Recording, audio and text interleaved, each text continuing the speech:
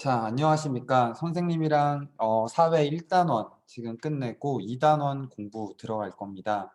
2단원 중에서 1, 2, 그 소단원 부분은 한반도의 미래와 통일 그리고 지구촌 평화와 발전 관련된 부분은 학교 등교하셔가지고 여러분들이 공부를 하실 거고요.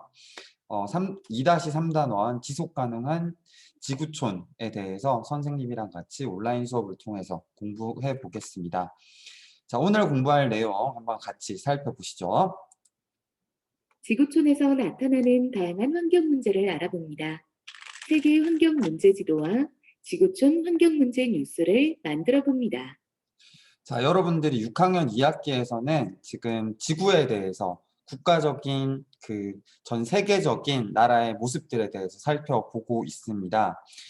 그 중에서 환경 문제에 대해서 살펴보는 것이 이번 단원의 목표라고 하겠습니다.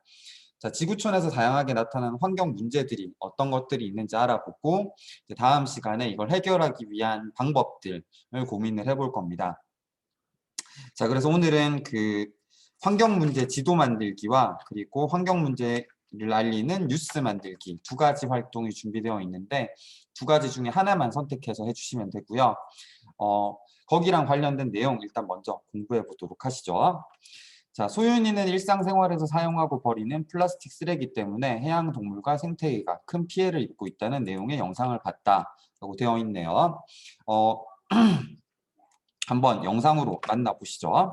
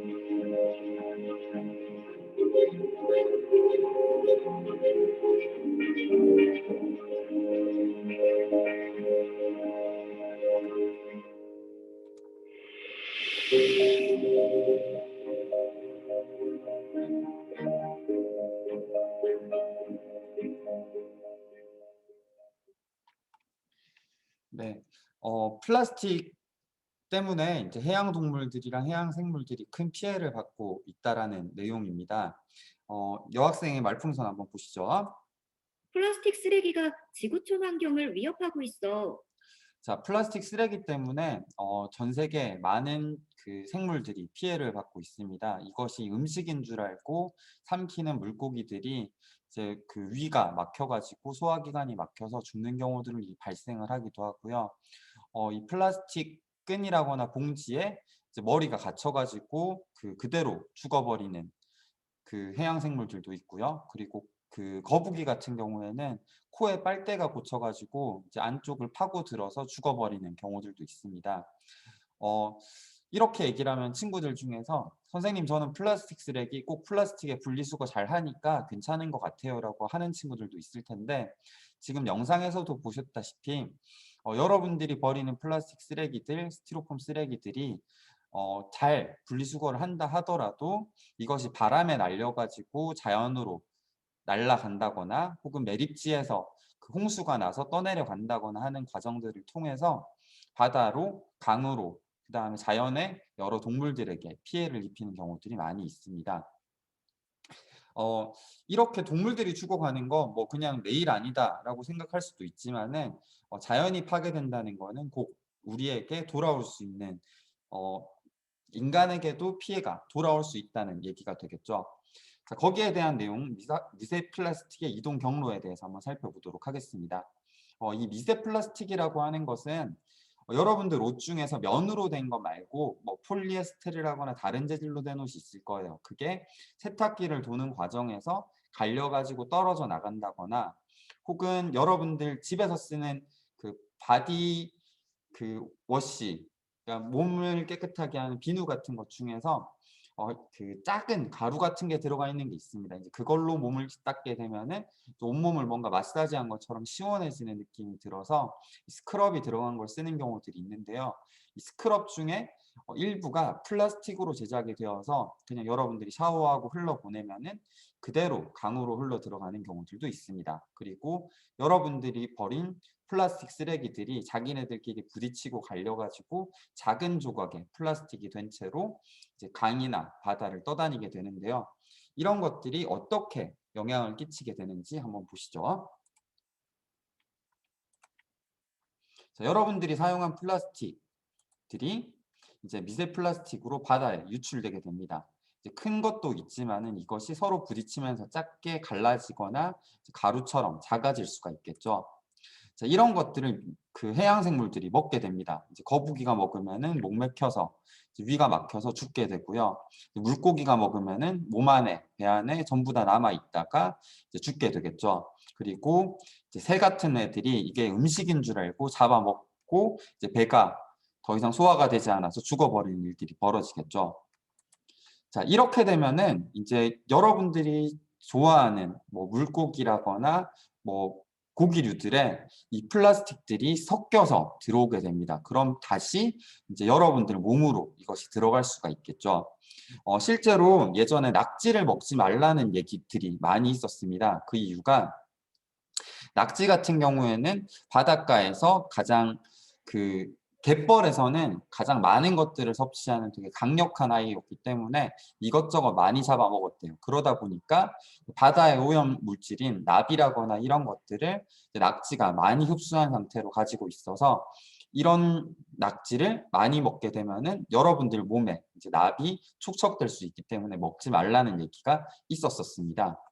자, 이렇게 우리가 자연에게 준 피해는 다시 고스란히 우리에게 돌아올 수 있습니다. 그렇기 때문에 우리가 어떻게 살아가야 될 것인가, 주변에서 환경 파괴를 줄이기 위해서 어떤 노력을 해야 될 것인가에 대해서 조금 더 고민이 필요한 시기라고 할 수 있겠습니다. 자, 그래서 요즘에는 지속 가능한 미래라는 표현을 씁니다. 요 말에 밑줄 치고 동그라미 꼭 쳐두시죠. 중요한 말입니다.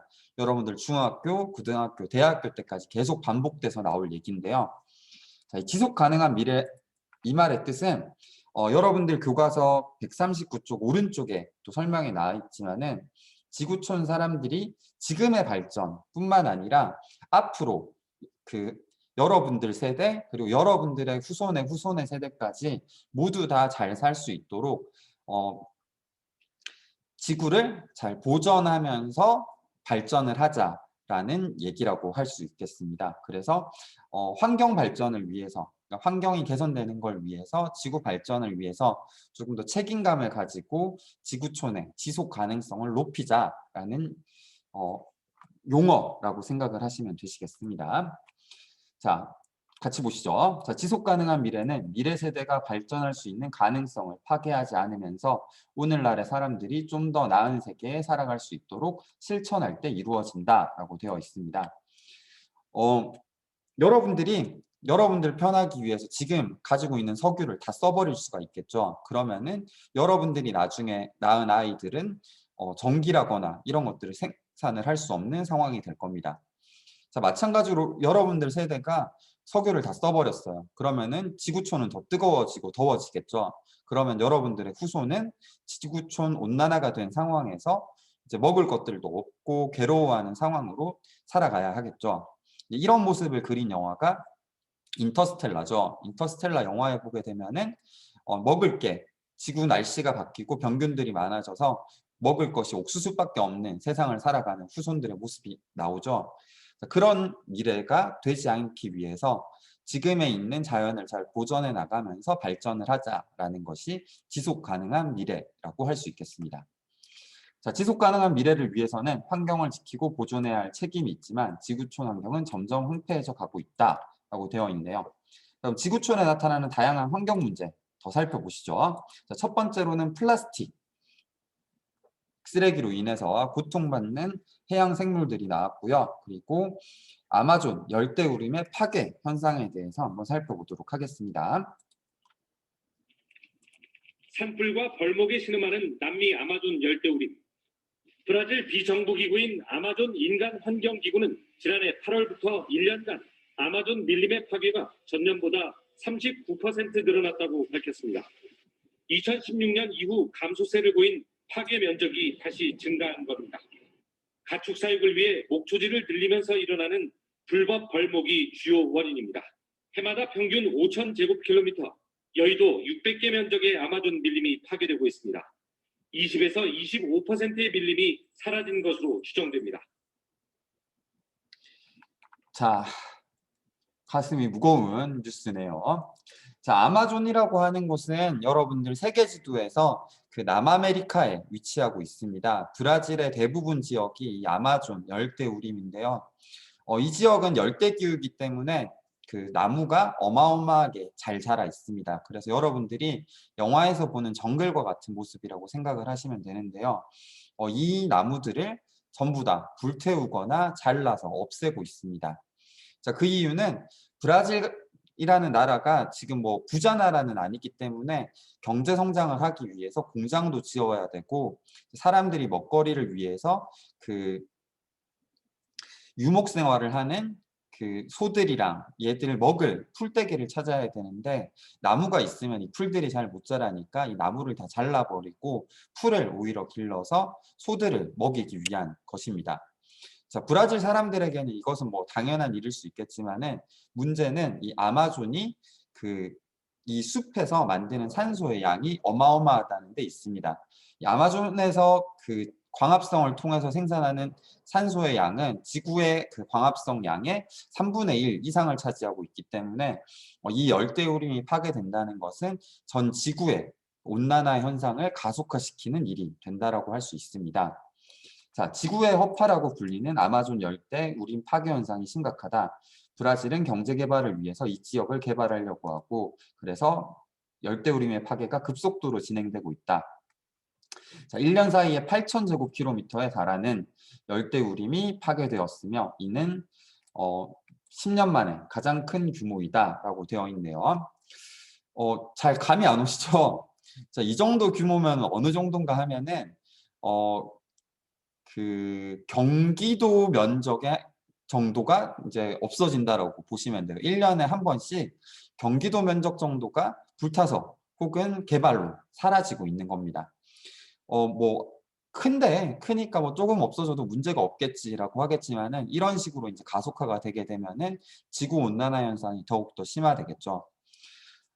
지구 온난화 현상이 우리의 삶이랑 무슨 상관이냐? 그냥 뭐 온도 1, 2도 올라가는 게 뭐 그렇게 심각하냐라고 할 수 있겠지만은 1도 올라갈 때마다 모기의 양이 2배, 4배 이렇게 증가를 합니다. 자, 1도 올라갔을 때 모기의 양이 증가하는 게 왜 중요해요? 라고 물을 수 있겠지만은 모기가 많아진다는 얘기는 모기가 전달하는 전염병도 많아진다는 얘기가 됩니다. 그래서 병들이 더 많아지기 때문에 사람들이 더 큰 피해를 입을 수가 있겠죠. 자, 그리고 온도가 올라갈 때마다 벌들의 개체수는 줄어든다고 합니다. 벌 죽는 게 왜 그렇게 심각해요? 라고 물을 수 있겠지만은 벌이 죽는다는 이야기는 여러분들이 과학 시간에 배웠던 그 꽃들의 수분 현상이랑 관련이 있습니다. 꽃들이 그 수정을 하기 위해서는 꽃가루를 누군가 옮겨줘야 되는데 이걸 옮기는 것들이 대부분 꿀벌들의 역할이었었죠. 그런데 이 벌들이 죽는다는 얘기는 꽃이 더 이상 수정을 하지 못한다는 얘기가 됩니다. 자, 꽃이 수정을 못한다는 얘기는 꽃이 수정을 했을 때 나오는 열매를 생산하지 못한다는 얘기가 되고 그 말은 식량이 급감하게 될 거다라는 얘기가 되는 겁니다. 그래서 온도가 올라가서 모기가 많아지고 벌들이 줄어든다는 것은 전염병은 많아지고 식물의 생산량은 줄어들게 될 것이다. 그래서 인간에게는 어마어마하게 큰 재앙이 될 것이다 라는 것이죠. 그래서 우리가 숲을 어떻게 보존할 것인가에 대한 고민이 필요한 시점이라고 할 수 있겠습니다. 자, 그리고 이어서 사라지는 산호초에 대해서 한번 살펴보도록 하겠습니다. 땅 위에 있는 수풀에 대해서 얘기했으면은 이제 땅 속에 있는, 바다 속에 있는 수풀에 대해서 한번 보시죠.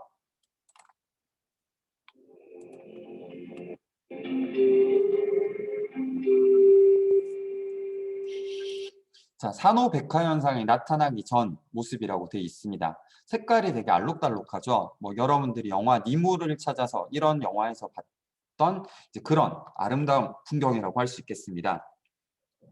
이 산호가 중요한 이유는 산호는 뭐 돌처럼 딱딱하게 이제 풀처럼 이렇게 자라게 되는데 얘네들이 중요한 이유가 작은 물고기들이 이 사이사이를 돌아다니면서 숨을 수 있도록 해줍니다. 그렇기 때문에 바다에 다양한 어종이 살 수 있도록 해주는 것이죠. 쉽게 얘기하면은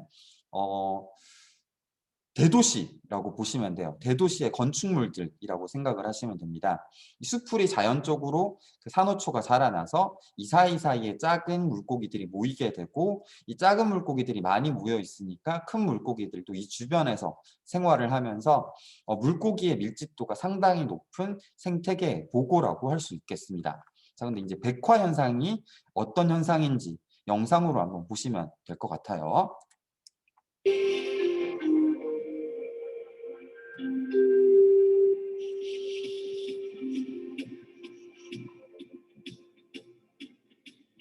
자, 백화현상이라고 하는 것은 그 수온이 너무 올라가 버려가지고 이제 더 이상 산호초들이 살아갈 수 없게 되는 환경이 됐었을 때 산호초에게 일어나는 현상을 얘기를 합니다.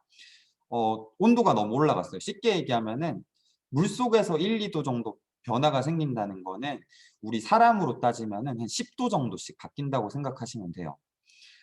한 1, 2도가 올라갔다. 그러면 우리한테는 여름철 날씨가 갑자기 50도까지 올라가고 겨울철에 15도 이렇게 되는 거예요. 자, 그러면은 겨울철에도 더 이상 눈이라거나 추운 일이 없겠죠. 그리고 여름철이 되면은 사람들이 완전히 죽어날 정도로 뜨거워지는 모습이 될 겁니다. 자, 산호초에게 이런 일이 벌어지다 보니까 얘가 산소를 더 이상 흡수하지 못하게 되고 그러다 보니까 생기를 잃고 이렇게 하얗게 돌처럼 딱딱하게 굳어가게 되는 겁니다. 자, 산호초가 이렇게 된다는 얘기는 물고기들이 이 사이를 돌아다니면은 이제 돌처럼 딱딱해졌기 때문에 자기네들 몸 긁히고 하기 때문에 여기서 더 이상 살 수가 없어요. 그래서 물고기들이 다른 곳으로 이동해 가겠죠. 조금 더 살기 좋은 곳으로. 근데 이런 지역 자체가 지금 전반적으로 없어지고 있다는 얘기가 되는 겁니다. 지금 나오는 이 그 호주 앞바다에 있는 그레이트 베리어 리프 같은 경우에는 산호초의 크기가 우리나라 땅 면적 정도로 되게 넓게 펼쳐져 있습니다. 심지어 달에서도 보인다고 할 정도로 되게 아름답고 큰 그 산호초 군락이었는데요. 지금 백화 현상이 일어나서 산호초들이 죽어가는 모습을 여러분들이 보고 계십니다.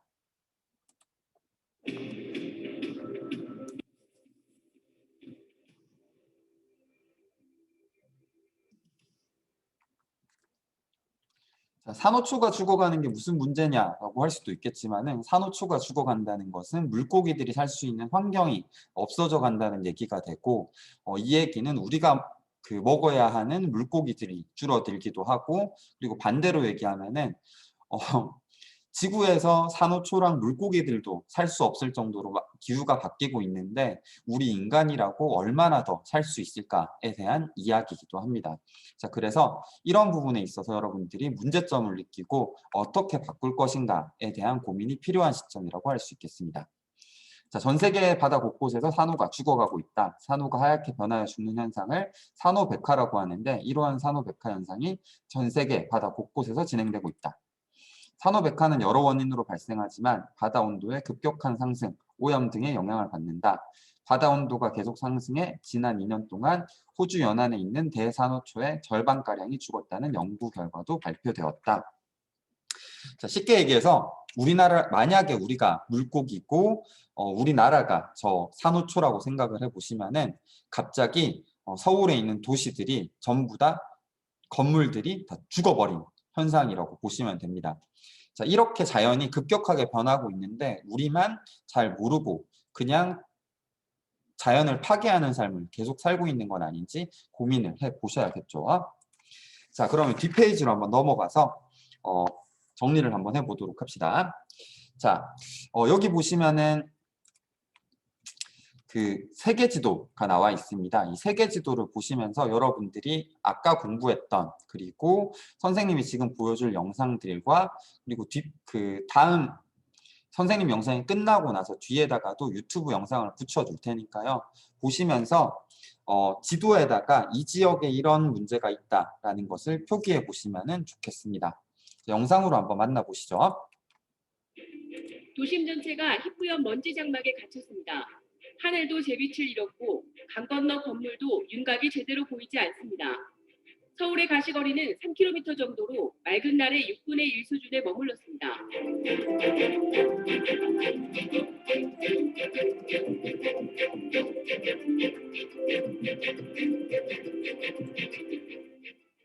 자, 미세먼지 같은 경우에도 뭐 여러분들도 더 잘 알고 있죠. 여러분들의 체육 시간을 뺏어가는 매우 안 좋은 것으로 알고 있는데요. 이것이 막 중국의 문제다라고 얘기를 할 수도 있겠지만은 반대로 얘기하면은 중국이 이렇게 많은 공장을 돌리면서 미세먼지를 만드는 것은 여러분들이 사용하고 있는 메이드 인 차이나 물건들 때문이기도 합니다. 중국은 전 세계의 공장이라고 불리는데요. 이 이유가 여러분들이 사용하고 있는 메이드 인 차이나 제품들을 제공하기 위해서 중국의 공장들이 1년 내내 돌아가게 되고 그 공장의 연기들이 우리나라로 영향을 끼친다고 할 수 있겠습니다. 자, 우리가 불필요한 소비를 줄여서 이 공장의 가동 시간을 줄일 수 있다면은 우리의 삶도 조금 더 깨끗해질 수가 있겠죠. 자, 그리고 뒤에 영상에도 나올 태평양 위에 거대한 쓰레기섬 영상을 한번 만나보시죠. 모래사장은 파도에 쓸려온 오물 투성입니다. 해양연구기관의 분석 결과 북태평양의 거대 쓰레기섬 면적은 155만 제곱킬로미터로 한반도 면적의 7배입니다.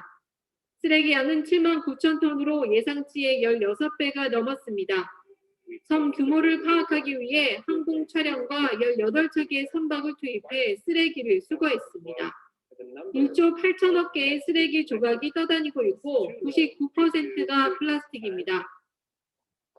자, 여러분들이 버린 그 다음에 또는 여러분들이 분리수거했지만은 바람에 날려 비에 날려서 바다로 흘러 들어갔던 이 플라스틱 쓰레기들이 태평양에서 모여서 쓰레기 섬을 이루고 있다는 얘기입니다. 실제로 이 쓰레기 섬이 처음 발견되고 나서 이제 점차 규모가 커져서 지금은 한반도의 몇 배 정도 규모가 될 정도로 아주 크게 생겨나고 있다고 합니다. 얘네들을 지금 건져 올릴 기술도 잘 없는 데다가 건져 올린다 하더라도 이걸 처리할 수 있는 비용의 문제도 있기 때문에 매우 심각한 문제라고 할 수 있겠습니다. 매년 한반도 2~3개 규모씩 더 커지고 있다고 하니까 우리가 정말 플라스틱을 줄이기 위해서 어떤 고민을 해봐야 될지 생각할 시간이 되겠죠. 자, 그리고 사막화에 관련된 영상 한번 보시죠. 중국 내몽고 지역, 한때 풀이 무성했던 초원이었지만 불과 몇 년 사이 모래로 뒤덮인 황무지로 변했습니다. 극심한 가뭄이 계속되면서 사막화가 가속화되고 있기 때문입니다.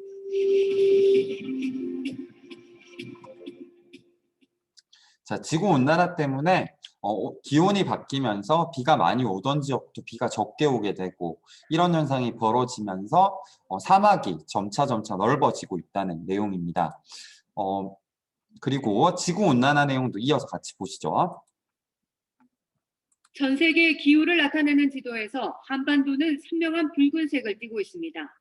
평소에도 더운 아프리카 지역은 아예 검붉은색입니다. 북극과 남극 일대를 제외하고 지구촌 전체가 폭염으로 몸살을 앓고 있습니다. 사하라 사막에 있는 알제리의 기온은 최근 관측 사상 최고인 51.3도를 기록했고 미국 데스밸리 지역도 52도까지 치솟았습니다.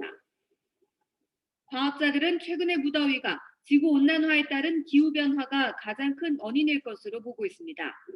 특히 탄소 배출량이 꾸준히 증가함에 따라 더욱 심해질 것이라고 경고해 폭염이 세계적 당면 과제로 떠올랐습니다. 자, 이 지구온난화 때문에 기상이변도 많이 벌어지고 있죠. 자, 이렇게 지구촌에서는 여러 환경 문제로 사람들이 신음하고 고통을 받고 있습니다. 이 피해는 곧 우리들에게 돌아올 것이고요. 자, 그러면 지금까지 선생님과 함께 심각한 환경 문제에 대해서 알아봤는데 선생님 영상이 끝나고 나서도 관련 영상을 몇 개 더 붙여둘 테니까요. 자, 보시고 2가지 중에서 1가지 활동을 해주시면 됩니다. 자, 여기 지도에다가 3가지 이상 추가로 표시를 해주시면 됩니다. 앞에서 보셨던 내용 혹은 뒤에 영상을 보는 내용 중에서 이 관련된 지역을 찾아가지고 체크하시고 관련된 내용을 2줄로 정리해 주시면 되시겠습니다. 이렇게 3가지 적어주시면 되고요. 요거 지도에 표시하기 싫다 하는 친구는 한 가지만 골라가지고 여러분들이 뉴스를 작성을 해주시면 됩니다. 자, 뒤에 영상 끝나고 나서 선생님이 뉴스 관련 영상도 몇 개 넣어둘 테니까요. 그걸 보시면서 여러분들이 환경 관련 취재를 하는 기자가 되었다고 생각을 하시고 뉴스 대본을 정리해 보시면 되시겠습니다. 자, 둘 중에 한 가지 활동하시고 오늘 수업 끝마치시면 되시겠습니다. 고생하셨습니다. 그럼 다음 시간에 보도록 합시다.